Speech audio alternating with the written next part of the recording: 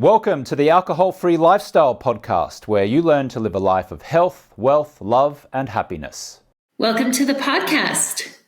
Thanks for joining me today. This is Victoria English. I'm the head coach at Alcohol-Free Lifestyle. I'm excited for this episode. I'm interviewing a Project 90 graduate, a man who went through our 90-day program and achieved that very important 90-day mark, and decided to move on into beyond 90 to get to really see what life is like on the other side of alcohol. Jeremy Wilson is joining me today. Jeremy is 41 years old. He is from Indiana, now lives in California. He's a financial controller and a father, husband who loves the outdoors, loves being with his family. And Jeremy has been an outstanding member of our community. You know, our community is curated. That's why there's not a click here to join. We work with a specific type of individual, someone who is holding it together on the outside. Things look all right, even though it can sometimes feel like that, pulling a thread on a sweater and there's some fraying. They have a great mindset for success. They're driven, goal-oriented. But there's another thing that we are looking for when we meet people on these discovery calls. And that is, are they coachable? Is this highly successful person able to come in with a mindset of curiosity? Let's see what's possible here. Are they able to say to themselves, wow, I know a lot about a lot of things. However, my attempts to live alcohol-free and feel free haven't worked out in my favor. Jeremy is one of the most coachable members I've had in a while. And so today we're going to talk about that. We're going to talk about Jeremy's journey and what made Project 90 so successful. Jeremy was alcohol-free for over 3 years. He did it on his own. So this is about a lone wolf becoming coachable. Jeremy, thanks for joining us. Yes. Yeah, good to be here. Before we Thanks for get having started, you guys, Jeremy is also a musician, and I'm going to look him up on YouTube later. His former band is called Calafia. He's a huge fish fan. So for any of you fish fans out there, I know that is a whole lifestyle movement thing. So if you're one of those, Jeremy's one of you. So yes, he's got a really interesting story. Jeremy, let's start at the beginning. Talk a little bit about, what prompted you to become alcohol-free for 3.5 years.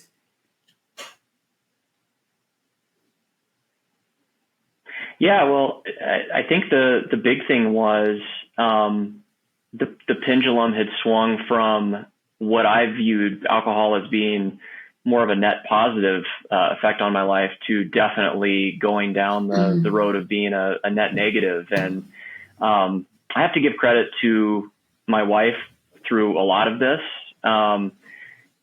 She was the impetus and a lot of the encouragement when I made that choice for the first time to really give it up. And my 2 young boys too. It's like having a family and having all of that responsibility and needing to be a good example for them and be the husband and father that I needed to be. I think that was the kick in the pants that finally got me to lock in and really commit that first time. And like you referred to earlier, that was really me just kind of filling my head with as much knowledge as I could and reading what I could and, connecting with groups online and kind of reading what had been successful for them and getting encouragement that way. But as you said, I really was on my own. It's not like I had a support group that I was checking in with daily or anything like that. So yeah, I was able to sustain that for a while. And then, I think it's a fairly common story, thought, well, maybe I can introduce this back into my life and have it be different this time. And unfortunately, it was not. So what I'm hearing you say is you educated yourself.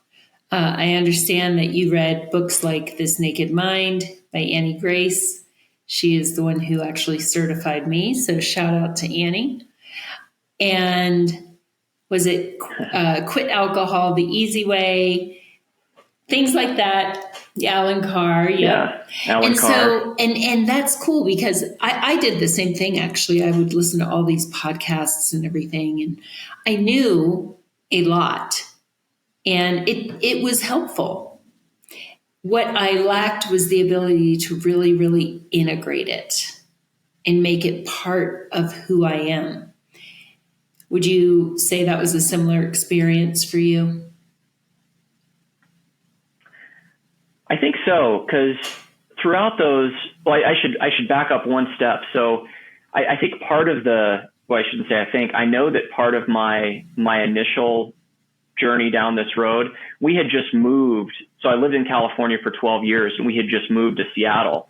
And that was a big upheaval, leaving this place that I loved and moving to a new place with my family. Now there was, my wife's side of the family here, as support, but that whole move and the stress around it is what really sent me to what I would say was my low point, that I then said, okay, I gotta do something about this and be better. And so yeah, I was able, I think, to integrate that stuff, let's say 90 to 95% of the way. But as time went on, and I wasn't reminding myself of those things, and I was successfully living my life, and things were better than they ever had been. I started to have the feeling that I'm doing this more for other people than I'm actually doing it for myself. I'm doing this because this is what is expected of me, versus this is what I actually want to be doing. And which means to me now, the way I see it is, I still was obviously assigning some value to alcohol, thinking that it was going to improve my life in some way, that adding it back in responsibly would make my life even better.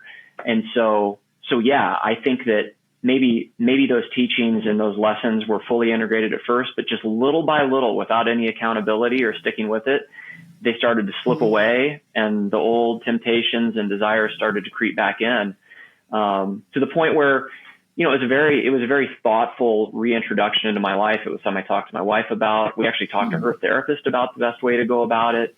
And, and it was fine for a few weeks, but then kind of slowly and then all at once, I was back where I had been and not living the life I wanted to live. So, when we stop drinking, it is so important to understand our why.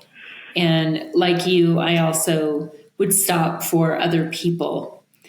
And I still had that cognitive dissonance. I know that I should be living this alcohol-free life, and alcohol still holds value.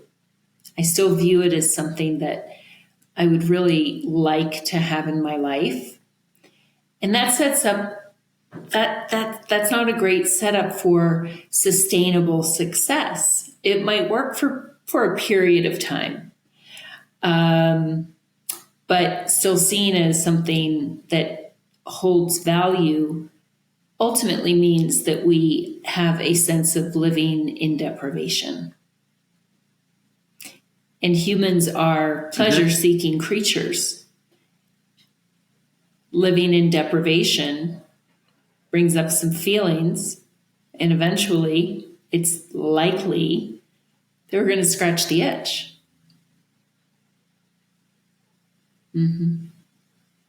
Yeah, that's well said. I think that, like I said, that perfectly describes the point I got to, probably 3 years into that span, where, yeah, it did seem like okay, I've got control of this, and it can be an additive thing in my life again. Right? What have you learned? We focus a lot on the science, as you know. What have you learned about that? About why, when you went back within a matter of weeks, you were at the same point you'd been before you ever stopped? I think one of the most impactful lessons I learned in this program, I've referenced it a few times, and I don't remember exactly which call it was or how it got in my head, but it's one of those things that stuck there, and I still think about it. And that was how all of us are obviously genetically differently, but there are some of us, and I have a perfect example with my wife, some of us who alcohol affects serotonin receptors more. And so she's very capable of having one or two drinks, and even the second one sometimes just saying, I don't want any more of this. I'm kind of starting to feel a little bit sleepy. Whereas for me, the reintroduction of it, just immediately, it was like stomping the gas on that flood of dopamine again. And so I think, like, just very rationally, scientifically, that's the way that I would describe it. That's what's going to happen based on the way that I am. If I have that in my life, it's the classic 1 is too many and 10 is not enough. And I think I fit that profile. And that was nothing, or that lesson is not something that I had ever really learned before. Despite understanding, okay, obviously alcohol does affect the brain this way, and it does these things, but just that juxtaposition of two different kinds of people. And I was able to relate that to something earlier in my life, like 17 years ago now. I found out that I was having some stomach problems, and I went to doctor, and he's like, well, why don't you give up gluten for a while and see if you feel better? So I did, and I almost immediately felt better. And so that was an easy association to make. Now it wasn't an easy thing to give up, especially then, because it was very hard to go out or go to the grocery and find things that were gluten-free. Now it's much easier. And it's kind of weird, the similarities between giving up alcohol and that, because with that lesson, I was able to make the connection in my mind. This is just something that's not good for me, much like this other thing I removed from my life and felt better. And much like gluten, it's interesting that it seems like, and maybe it's just because my eyes are open to it, but I'm noticing more and more people are going this way, and there's more and more alcohol-free alternatives available. There's even a gluten-free, alcohol-free beer that Athletic Brewing Company makes that I see everywhere. So yeah, it's like, I don't know, it's like I'm evolving into the way that the world has gone. I get that. I also went gluten-free close to 2 years ago. After all my chemotherapy and everything, my gut has never been the same. And so I don't know if it's celiac, but I've got autoimmune stuff. So it walks like a duck, it talks like a duck. And so gluten was making me miserable. And it was funny, Jeremy, I went through some of the same stages that I went through with alcohol. I thought, well, okay, I'll just have a little bit of gluten. I'll only have gluten at a birthday party. I'll only have gluten when I go to a really great Italian restaurant. And I caught myself and I thought, oh my gosh, Victoria, you're doing all the rationalization and everything because gluten held value to me because it tasted so good. And then I got to the point like you described where even a little bit made me so miserable that the fear of living a gluten-free life was less scary than the idea of continuing to eat gluten and just suffer. So isn't it funny how our minds work? And here's a question for you, and we've talked about this on calls as well. When someone gives up gluten or gives up dairy, there's no real emotion attached to it. And it certainly doesn't create any kind of angst in a social situation. You might not be able to eat as many things. I certainly go and look at buffets sometimes and go, well, that would be nice. But no one's coming up to you, Jeremy, and saying, oh man, you're going to eat gluten with me on my birthday, aren't you? I mean, what about the class reunion? You're going to have gluten there, right? So isn't it funny how Right. the emotion and the stigma ties into it, even though, like you said, when you look at it scientifically, it's just how we are wired.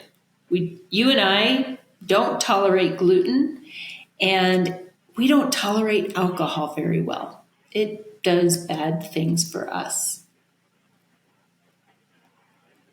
Right. Right. Yeah, I agree with that. Although I would take it in a slightly different direction, and it could be because when I first stopped with the gluten, it wasn't as much of a thing. Like, you definitely didn't see a gluten-free section in the grocery store, or, items noted that on the menu. It felt to me at that time like there almost was a stigma around it. Like, I was different. Yeah. I was like weird from the way that most people are. And so in a way, you're right. It's not like someone is pressuring you to have a piece of birthday cake at a birthday party. But inside, there's a similar feeling of, I'm different from this other group that's enjoying this thing, and I don't like the way that feels. That is interesting. I hadn't thought of it that way, because you're right. People, I had a few friends who gave up gluten, and I thought, oh, you're being kind of pick me,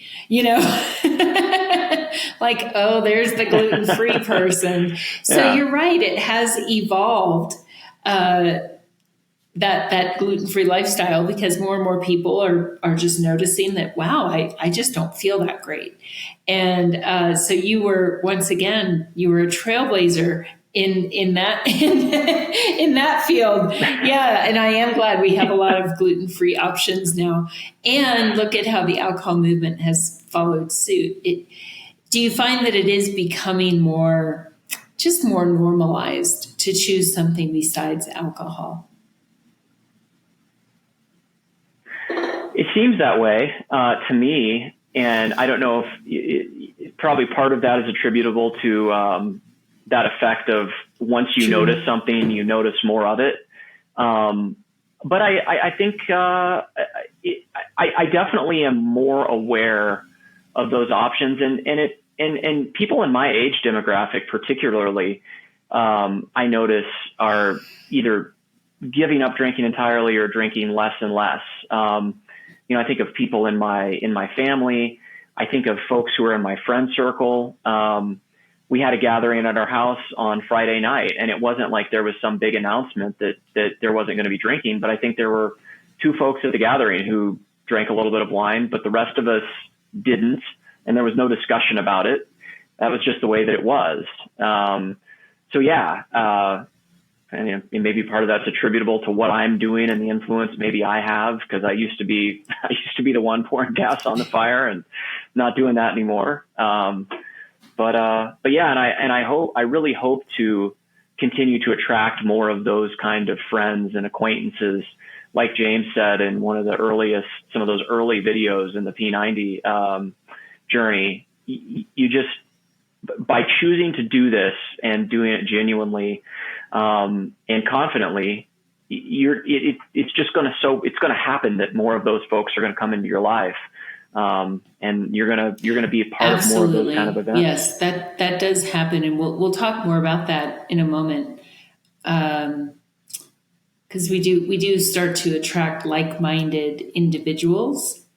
I think that when folks come into Project 90 and meet people, even though we're not meeting in person, they feel connected. It's not just, oh, you drank too much too. You are, a lot of us are cut from a similar cloth. And that feels safe and comfortable and liberating. So it only makes sense that we would then attract that in the real world, the world outside of our time together. Mm-hmm. So you went back, didn't go as planned, and you said, "Alrighty, let me do something else." So the lone wolf starts seeking solutions.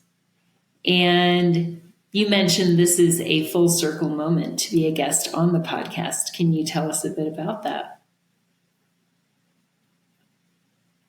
Yeah. So I think it was, if my memory serves, it was sometime in March and I remember I woke up and of course didn't feel good because I'd been drinking the night before. And, I should mention too, I don't know how many folks this applies to, but I was being dishonest about it. I was hiding drinking because I was trying to pretend like I was living one way. I was actually living another way. And so that was a whole other layer of, disgust and shame with myself, not being truthful with my wife in particular. So anyway, I'm laying there in bed on a Saturday or Sunday morning with all these feelings, and I just thought, okay, I gotta find some kind of support group. I gotta start filling my head with the good knowledge and the good messages again. And I opened up the podcast app on my phone and I just typed in alcohol free. And, those are the first two words of the podcast. And so it was the first one that came up. I hadn't heard of it before, but I had heard James's name, and it may have been because I'm a big sports fan and he was, Sports Center anchor, but somewhere I had seen it. It seemed familiar. I was like, I'm aware of this guy. And so, listened to a few episodes that, I just scrolled through and looked at the subjects of the episodes. And it really landed with me because of the way that James and the whole program approaches this lifestyle of it's an additive thing. It's not a subtraction thing. It's a confident way to live. There's no stigma around what was going on. There's no, I'm defective and this thing has control over me. It was just a very empowering, new approach to dealing with it. So I saved the podcast and I would listen to a few here and there. I didn't make the decision right away. But everything came to a head. I think it was in mid to late April, made what in hindsight were some stupid decisions, but at the time seemed like the only decisions I could make because I was not operating at full capacity. And it really came down to the point where I can't believe this, but my marriage is in trouble. My wife doesn't trust me. What do I have to lose here? I've got to do something different. And I need to do something to show her that I'm not just trying the same old things again. And that's when I went on the website and took the questionnaire and signed up for an intro call. And, my wife and I both were actually on the call with Adam, when we talked about really getting in the program, and, just took the leap that day with her and his encouragement, and, really haven't looked back. That really shows your true character. Alcohol takes us out of integrity with ourselves, and then that spills over into our relationships.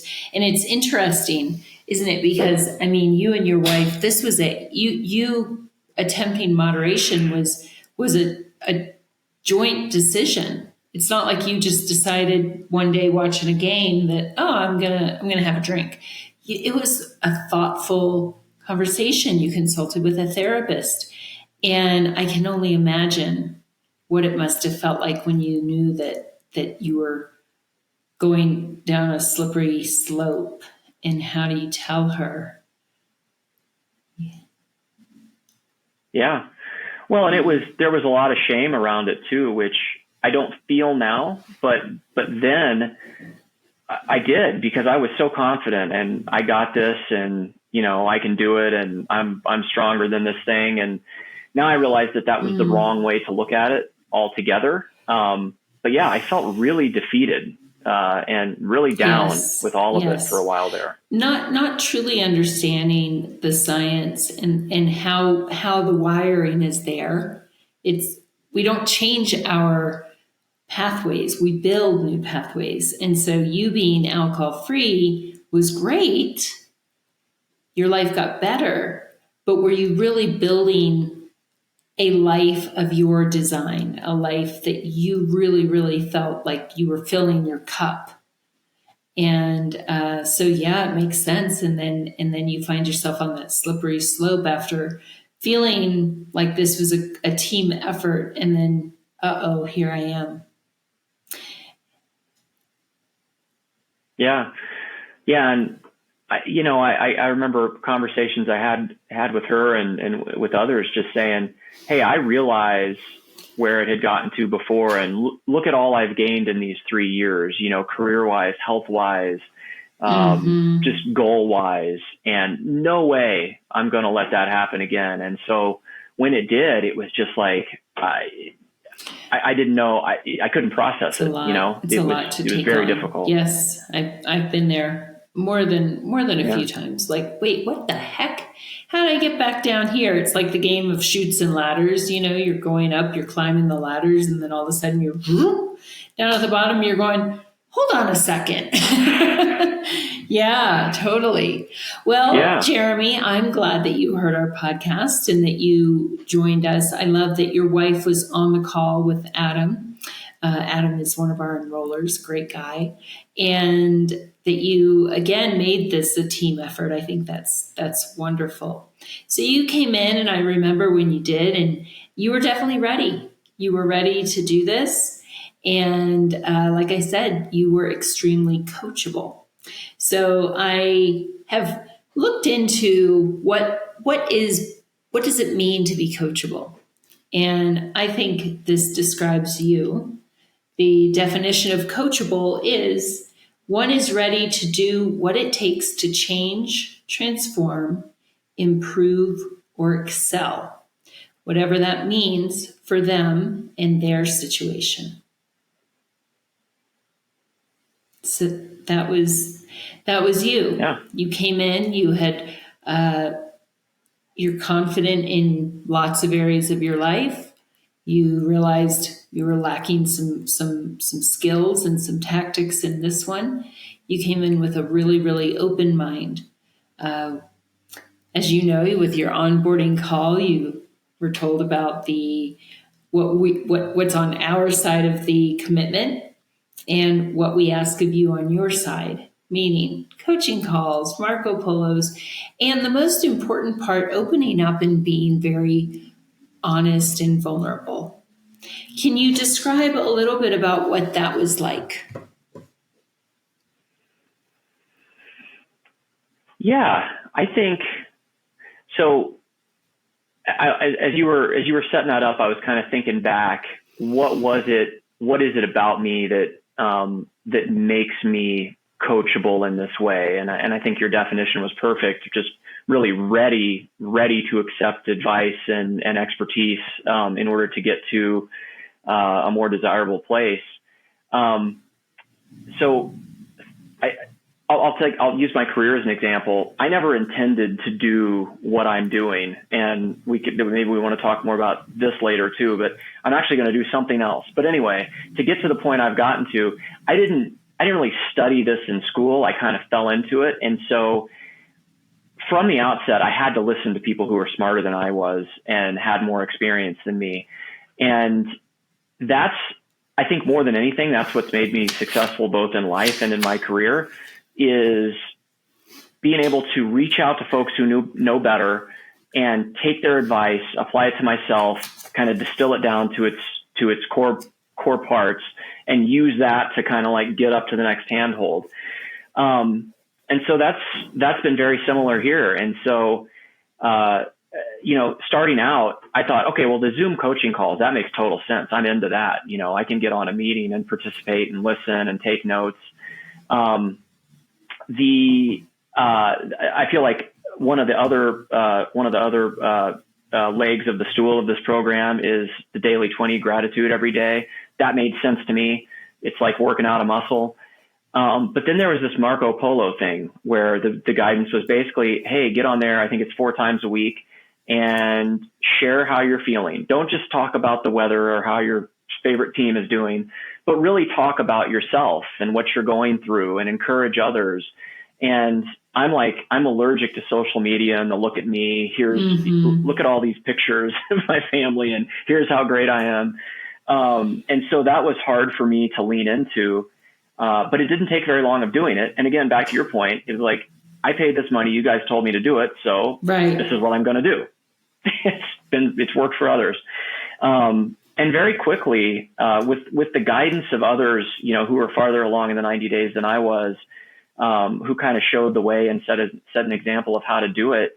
It just started to get easier and easier to get on there and listen to how folks were doing, respond to them, share challenges in my own life. And really having that pod, that community on those polos was such a larger part of this for me than I ever would have dreamed that it was. And don't get me wrong, but I learned things on the calls that I referenced earlier that have been monumental in this perspective shift. But that group of people that was constant but always evolving as new folks came in and older folks who had been in the program longer left, it was that daily. Every morning I fired it up and checked in. It was like checking in with my favorite baseball team in a way every day. How's everybody doing? I don't, that's kind of a rambling way, but to answer the question, but hopefully that answers the question you asked. It absolutely answers the question. I think it really illustrates a few things. First of all, yes, many of us feel that way about social media. We're so tired of curated content and, these snapshots that people post and pretend that that's the whole story. There's definitely a lot of fatigue around that. And I like to think of Marco Polo as the antithesis of social media. And so, it is a come as you are. In fact, if I see someone who is getting all fixed up and curating their content, that's a sign for me to reach out and poke the bear a little bit and say, let's talk about what's really going on. Your hair looks great and it doesn't matter here. To the point, maybe you've seen it where I'll post a polo, I'm a mess, no makeup or anything. And I'm like, hey, this is life. We're all human. I want to know how you are really. And there's such a genuine caring in our community around that. Because like you said, you wake up and you fire up the Marco Polos because you really do want to see how everyone's doing. Yeah. And it's gotten to a point with me. I don't know if this is just, I've got a little bit of a perfectionist nature, but once I got into the pod and really got into it a few days into the program, it didn't matter. There were times where I had no reception. I was like off in the woods and I'd missed 3 or 4 days, and I'd get back and it's like, this is what I'm doing on my commute until I catch up. I got to see every one of these. And I'm the same way in Beyond 90 now. If I miss a few days, I don't just jump in. I'm like, I want to know how these folks are doing, because there's nuggets of knowledge and experience and a place to maybe jump in and share something that's been helpful to me in every single one of those. And I don't want to miss such a great attitude. So. You do. You really want to enjoy the entire experience of life on the other side of alcohol. And yeah, it's funny because again, we do work with successful people, and not a single one of them got there without mentors, inspiration, right? Continuing to grow and hone their skills and expand their skill sets, things like that. We just finished the Olympics, and these people train constantly. They're always striving to hone and improve. And they have coaches. So when you look at those sorts of individuals, you can certainly say, what can I learn from their mindset? And I'm so glad that you came into this alcohol-free journey with that same attitude. And because it is different when it's alcohol. There can be some feelings, some shame, like, oh, how did I get all the way down here? Now I got to pay money and show up and talk to these strangers. But if you're open and curious, that's where the magic is. And that's what you've been and continue to be in Beyond 90. Yeah. We'll talk about 2 more things. First, what What are some of the greatest benefits that you experienced within those first 90 days? I think, well, the number one greatest benefit is removing, and I don't want to say 100%, because it's all, I think there's always going to be an aspect of it that's a work in progress, but removing value from alcohol. And so I went to a concert last night with my family. It was great. Went and saw Sierra Farrell at the Woodland Park Zoo. And, it wasn't like a big party kind of concert, folk music.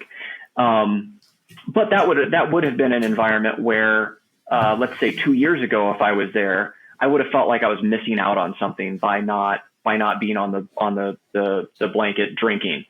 And last night there was no part of me that had any temptation of, I could stop here and get something nobody would know. Just not a desire. And so alcohol losing all value in my life, let's say, has been the number one thing. And without that, I think that's like the cornerstone of it. You cannot assign any value to this thing. Otherwise, there's always going to be that voice in your head saying, okay, how could we fit this in? How might this work? From that, one of the things that I've realized is just not feeling fantastic every day, because everybody sleeps bad every now and then, or we get sick, but by and large, feeling physically and mentally like the best version of myself. And so to me, that's like another building block of, I would never want to sacrifice the way that I feel physically and some of the things that I'm achieving now in the hobbies and activities that I love to do. I would not want to sacrifice the mental clarity that I notice, that's hugely different from how it was 3 months ago.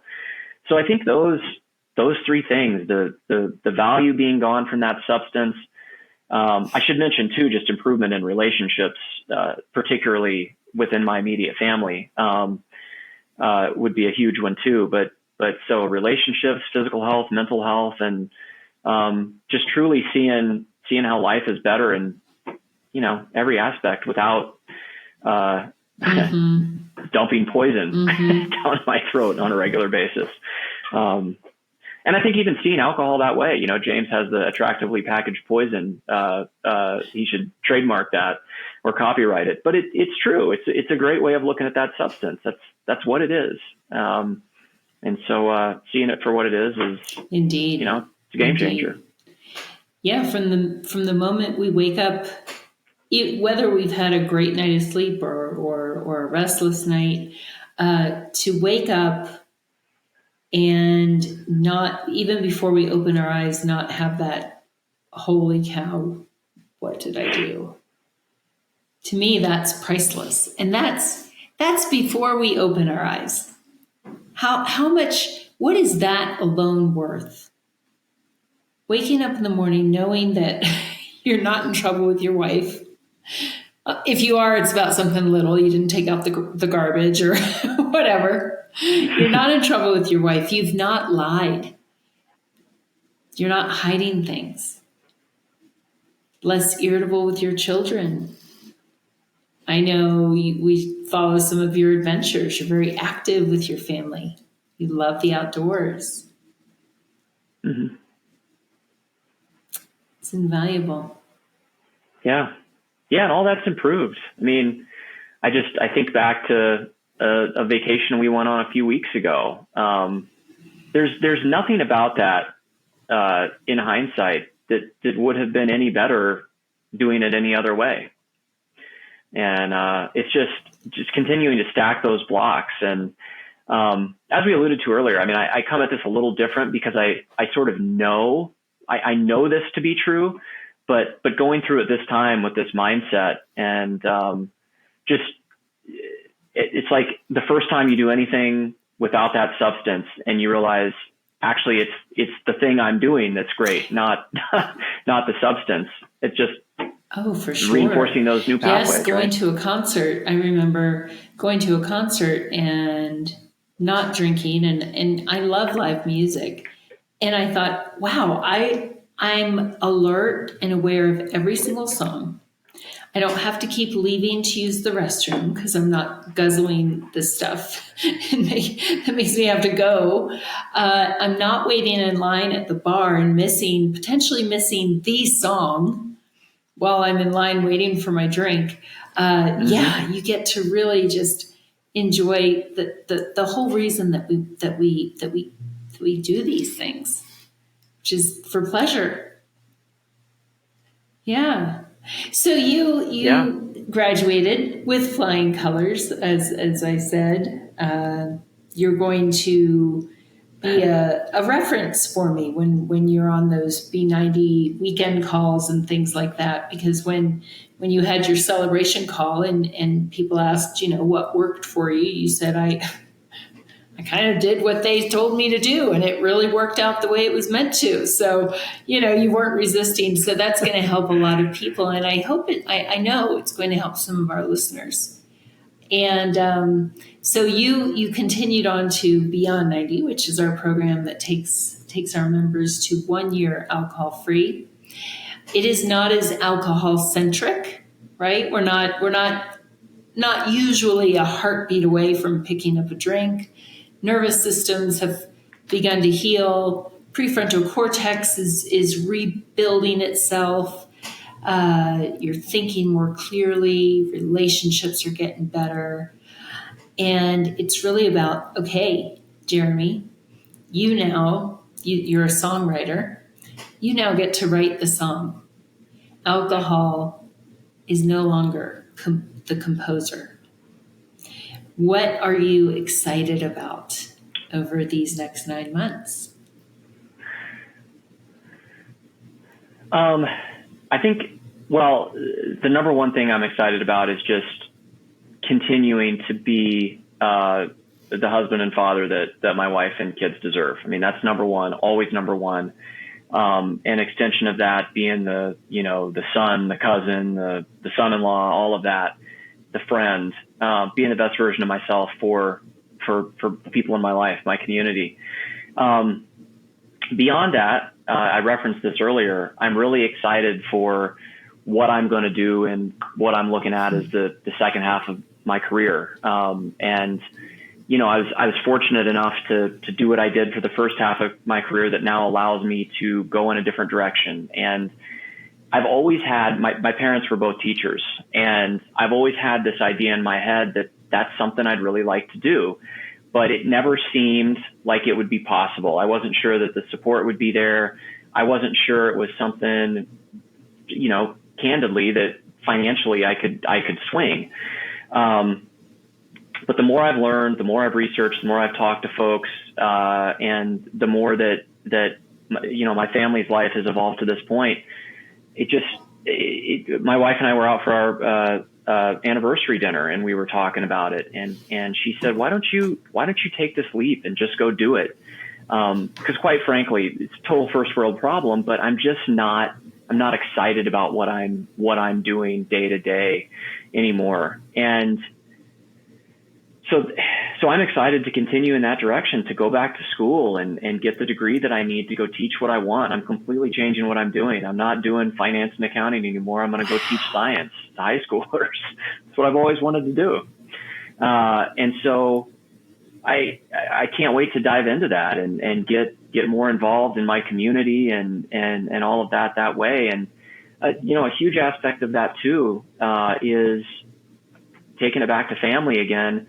The way I grew up, I treasure those experiences I had with my mom and dad and my brother, during Christmas break, during spring break, during summer break, when we would travel and spend time together and go on all these adventures that really helped shape me into the person that I am today.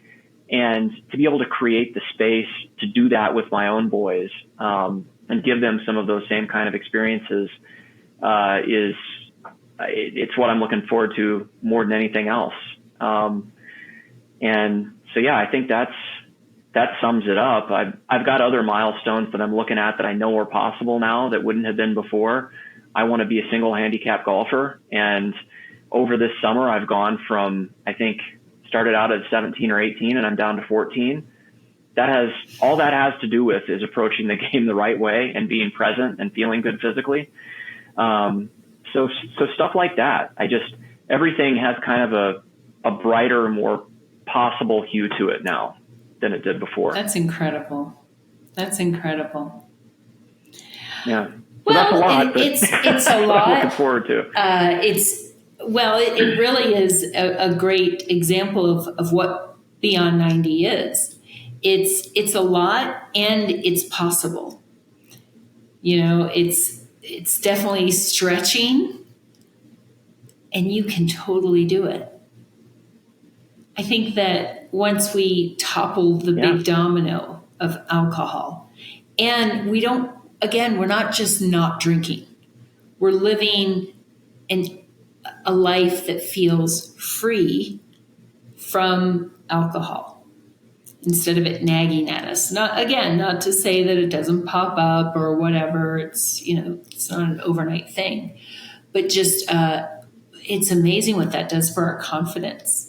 And you are new to Beyond 90, but I'm sure you're already seeing the crazy things that people take on. They change careers, they learn to fly, they scuba dive, they volunteer in other parts of the world. It's fantastic. Isn't it exciting to watch? It is, for sure. And I'll give a plug. I'm at the very start of B90, but the intro call, or kind of the introductory calls that were last week, orientation. Yeah, it was time perfect because I just came into the program, but I was thinking this is beyond what my expectations were. Pardon the pun. But I think that's going to be perfect as I navigate these changes I have out in front of me, to really be thinking about things the right way, really set goals and get after them in the right way, be accountable to that group that's there. And I feel lucky, we were joking before we started recording about me being maybe a little bit on the younger side of this program, but I look at that as a bonus too, because I get to gain the experience from folks who are more advanced in their careers and have more experience in life than I have. And so I look forward to their guidance and examples as I work through all these things as well. Yeah, it is beyond. It's fun to be part of a pack. And I would say that the lone wolf has found his pack. And we're so glad that you're part of it. Well, listeners, I will bring Jeremy back when he hits 1 year so that we can follow up and see what kind of magic has happened in his life by his own creation with the support of the coaches and the invaluable community. I think that'll be fun. Maybe I'll have to call you Mr. Wilson and give you a shiny apple for your desk. That's right. Yeah. Okay. Yeah. There'll be paper wads being thrown at my head on this next call. It won't be just a sterile office like this. That sounds so fun and exciting. Well, thank you, Jeremy. For our listeners, maybe this is the episode. Maybe this is the one that resonates. As Jeremy mentioned, he came to us through the podcast, and maybe you will too. You can book that discovery call. It's 15 minutes. It's free, and it's a conversation. We might be the fit for you. Maybe we aren't. We can share other resources. That the important thing is to break that inertia, to take that step forward. And as I mentioned with Jeremy, just be curious. What might be possible? Might be with us, might not, but pick up that phone and make that call. Could be a turning point. Thank you, Jeremy, and thanks for listening. Until next time, take good care. Have an awesome day.